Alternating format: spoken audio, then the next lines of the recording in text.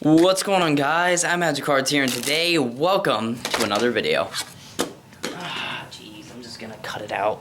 This is the video you want, Caleb. This one. Thank you guys so much for watching this video. I appreciate every single like and subscribe and comment as well. I reply to all comments. If you haven't done any of those things like liking and subscribing, please do so. It does take me a lot of time to edit and upload these videos, as well as make my thumbnails. They're all custom. So I do appreciate everything you guys do to support my channel. Recently, I've nearly hit 200 subscribers, which is amazing. It's wonderful. So thank you guys so much. And without further ado, this trick is dedicated to my good friend Travis, and it's all about fire. So, I have a pack of cards here, and the first thing we need to do with this pack of cards, we need to go ahead and we need to just have a spectator select the card. So we're going to put away the box inside my pocket, if I can get it in there, just like so. And we need him to select the card. But before we can do that, I'll just go ahead and give the deck a little bit of a cut, just like so. And what I want you to do is just tell me when to stop, alright? Stop right here? No, a little bit further. Okay, right. We'll go a little bit further. I won't look. Here's your card. You're going to look at this card right here. And there we go. And I'm just going to go ahead and put it back on top, just like so. And we need to get the box back out. So we're going to give the deck a little bit of a cut first before it goes in, just like so. And we need the box. So we're going to pull that back out right about now. And we're going to go ahead and we'll put that back inside of the card case, just like so. And we'll seal it off. We'll seal it off, just like so. And we need our trusty lighter. Now, disclaimer, this is real fire. This is not fake. So if you're ever going to do this trick, I suggest you do this with caution. So just a disclaimer. We're going to go ahead and we'll light the lighter, as they might say, just like so. And we're going to go ahead, we're going to get it close to the box. Kind of just light it just a little bit, just like so. The box is a little hot right now, but that's fine. Do you remember what your card was? Good. Okay, so the box isn't hot anymore. That's good. Go ahead and we're going to pull out the pack of cards, just like so. Give the deck a little bit of a cut. And do you remember your card? Yeah, okay. Go ahead and don't tell me, right? I'm going to go ahead and just snap my fingers just like that.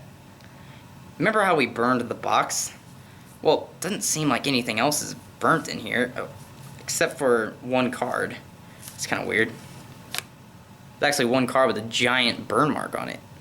And your card, does it happen to be the King of Diamonds?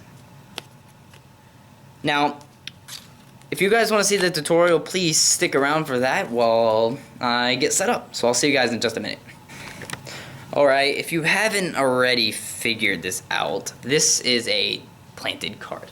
I will be forcing you in this performance, so I will be using the King of Diamonds, and I pre-burned this card upstairs over a sink, so I suggest when you set up for this trick, you're going to set up over top of a sink. I'm sorry I'm losing focus. I don't exactly know what my camera's doing. I think it's because I get too close, it loses focus, whatever. So, do this over top of a sink. I used a pair of thongs.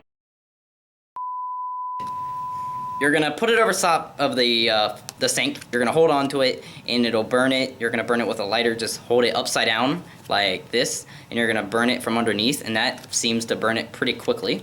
And what you're going to do is you're going to take your burnt card, this one right down here, and you're going to put it on the bottom of the deck, so they cannot see the back of this card. And you're first going to start off by pulling it out of the card case and doing a false cut, just like so. I did a very basic false cut. It's very simple. You can do it all day. Just like so. The bottom card stays the same the entire time. So does the top card and all the cards in the deck. Doesn't matter. It stays the same, basically. So convince them that you're mixing up the cards. Do whatever false cut you want, as long as the false cut is essentially false. Like that right there. That was a false cut I created. But anyways, what we're going to do is you're going to have your card on the bottom, and you're going to start doing a Hindu force, which means you're going to pull off cards from the top and continue pulling them off. And when they say stop, no matter where they stop you, they're going to stop you on the bottom card. And they don't think about that. So what you're going to do is you're going to pull it off, show them this card.